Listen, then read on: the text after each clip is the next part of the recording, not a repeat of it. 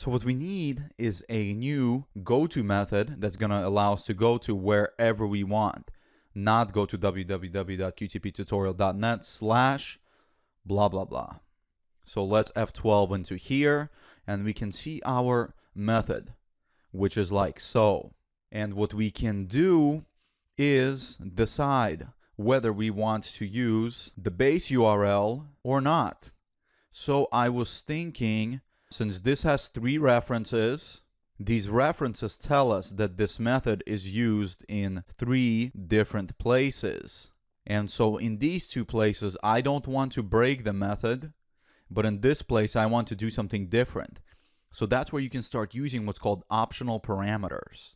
So in here, I can come and add an optional parameter and call it something like bool, and then use base URL, and use the base URL, right? And so in here, this reference and this reference, I want to keep it unbroken. I don't want to have to go back there and edit anything.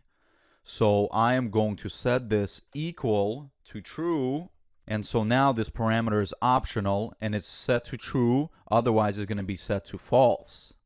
And so if use base URL, then do that. Otherwise, else, we're going to do this relative URL, and that's it. So if we're going to do use base URL, if that's true, then go to our standard path. Otherwise, we're going to go to the URL that's passed in. And what you guys may notice here is this little weird convention that C# has. If you're using an if clause, you sometimes do not need the open and close parentheses like this. You don't need that. You don't need to do this if there is only one line in the clause. So the very first line, the compiler will understand that that's part of the if clause. So let me remove all this. And so automatically, actually, if I do delete here and then hit enter, the compiler brings me right inside and underneath of the else or the if clause.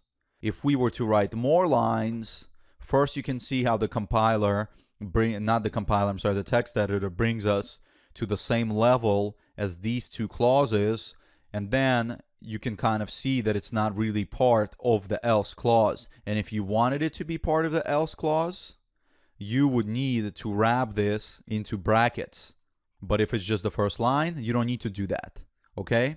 Just a small little nuance of C# that I wanted you guys to know. It makes the code look a little bit cleaner, right? Because you don't need a single line statement wrapped in brackets, because then you have 3 lines of code being taken up rather than just 1, which is pretty great.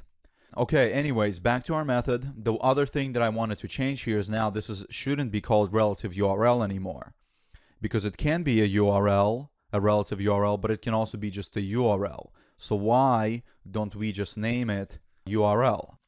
And then Visual Studio is going to help me change the name. So when I hit Control dot, it says rename relative URL to URL, and it shows where it's going to do that. I'll hit OK, and then that's great. So see, it changed it for me there. So now we can use this method and pass in a relative URL and use the base URL automatically, or we can set this to false and not use the base URL so that we can use it in our tests.